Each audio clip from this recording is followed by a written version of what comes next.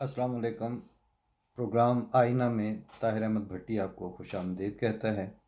Media में हुकूमती बयान के अक़लियती कमीशन में कादियानियों को शामिल किया जाए और ताहिर अशरफी का वीडियो बयान कि कादियानियों से हुकूमत उनका गैर मुस्लिम होना पहले तस्लीम करवाए और फिर कमीशन में नुमाइंदगी दे वगैरह वगैरह। ये 3-4 मिनट 5 मिनट का वीडियो मैसेज साथ साथ आगे पीछे ही ये दोनों पैगामात पढ़ने सुनने और देखने को मिले। अब हुकूमत क्या करेगी और जवाबन अहमदिया जमात का मौक़िफ़ क्या होगा, ये काम हुकूमत और जमात अहमदिया के बाकायदा तर्जमान के करने के हैं।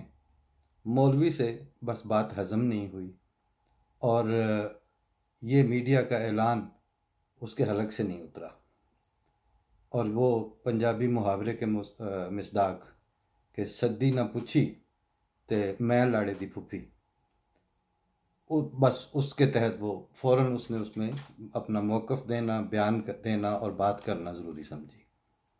हमारा प्लेटफार्म आईना अब्सार का ये प्रोग्राम आईना ना तो जमात अहमदिया का तर्जमान है और ना ही नुमाइंदा, लेकिन जो हो रहा है और जो आवाज़ें कान में पड़ती हैं तो उसके हुस्न कुबा पर तो हर जीता जागता और सोचता समझता इंसान बात भी करेगा और अपनी तालिब इल्माना राय का इजहार भी करेगा।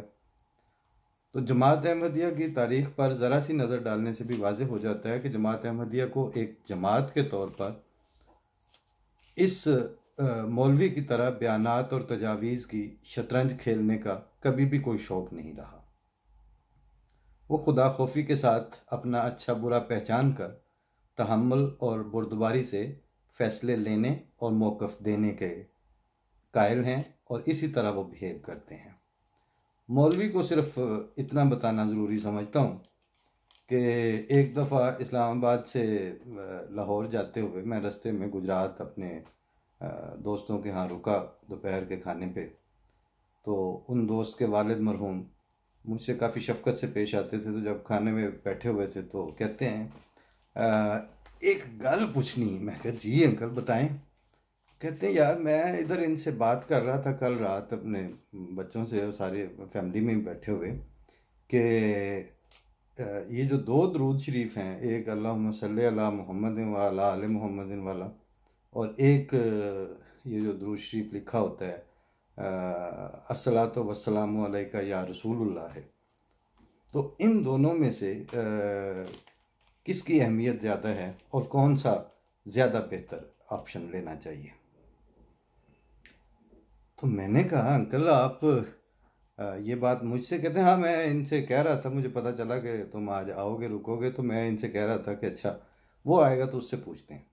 तो मैंने कहा अंकल आपको पता ही है कि मैं कौन हूँ और मुझसे आप दरूद शरीफ के बारे में पूछ रहे हैं। चलें अब मैं तो अपनी राय का इजहार ही कर सकता हूँ।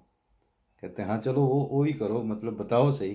तो मैंने कहा अंकल बड़ी मुझे तो सादा सी बात नज़र आती है ये कि ये जो तहसील हेडकोार्टर की या ज़िली हेडकोार्टर की दीवारों पर लिखा जाता है अस्सलातु वस्सलामु अलैका या रसूलुल्लाह,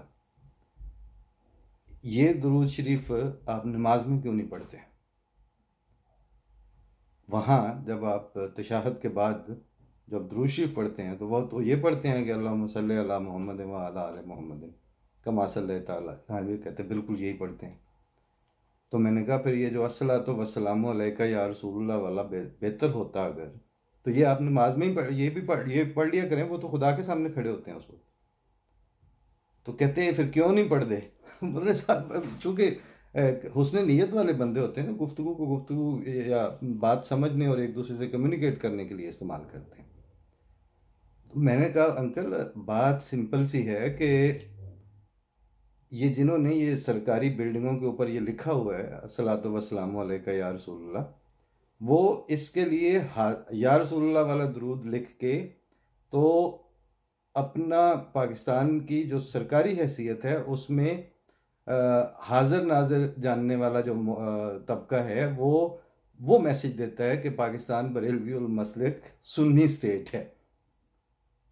और इसमें दरूद शरीफ लिखते हुए भी उनकी ये इंटेंशन, वरना अगर सिर्फ दरूद शरीफ पढ़ने का शौक़ है تو وہ عمارتوں پہ سمپل لکھ دیا کریں اللہم صلی علی محمد و علی آل محمد، جو سب کے درمیان متفق ہے، اور پچھلے 1500 سال سے وہ درود شریف کے طور پر وہی جانا جا رہا ہے، اور نماز میں بھی وہ پڑھتے ہیں۔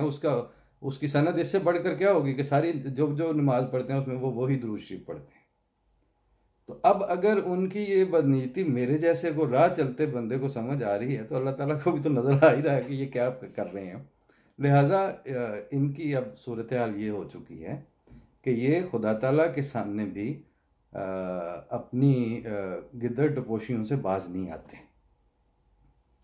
اور اپنے سیاسی موقف اس کو مذہبی رنگ میں پیش کر کے اس سے اکاؤنٹ سیٹل کرنا اور پوائنٹ سکورنگ کی اب ان کو عادت پڑ چکی ہے۔ خدا خوفی اس کی جگہ سے نکل گئی ہے، اور صرف یہ ہے کہ اچھا اب یہ وقت آ گیا اس کا اب یوں کرو، اب یہ آ گیا اس کا یہ فائدہ اٹھاؤ۔ تو اس طرز عمل کی آئینہ دار ہے۔ باقی میں تو اس لیے ٹھیک ہے وہ لکھتے رہیں پڑھتے پھریں، لیکن مجھے جب بھی درود شریف پڑھنا ہو یا لکھنا ہو تو میں یہی پڑھتا ہوں، اللہم صلی علی محمد و علی آل محمد۔ تو کہتے ہیں کہ گل تے سمجھ آ گئی ہے پر نہ مننی کوئی نہیں، ٹھیک ہے نہ مانے، مطلب اب منوانا مقصد نہیں ہے لیکن بات بتانا مقصد ہے۔ تو اس واسطے مولوی صاحب یہ آپ ٹھنڈی کر کے کھائیں، اور ورنہ نوالا جو ہے وہ آپ کے حلق سے کیا اترے گا، وہ ویسے ہی باہر آ جائے گا، اور گرے گا بھی، اور کپڑے بھی خراب ہوں گے آپ کے۔ مگر یہ بات ہے تہذیبی، آپ اس پہ کان دھریں تو پھر مولوی تو نہ ہوئے۔ باقی عامت الناس میں ہجان پھیلانے کا آپ کا مقصد تھا، اسی وجہ سے آپ جب موقع ملے تو کتا کان لے گیا کا نعرہ لگانا آپ بہت ضروری سمجھتے ہیں، اور وہ آپ نے لگا دیا ہے فوری طور پر یہ ویڈیو میسیج دے کے۔ اور اب تو یہ ہے کہ کاش اہل پاکستان کتے کے پیچھے بھاگنے کے سے پہلے اپنا کان دیکھ لیا کریں، کیونکہ بات اتنی ہوتی نہیں ہے جتنی وہ آپ محسوس کروانا چاہتے ہیں۔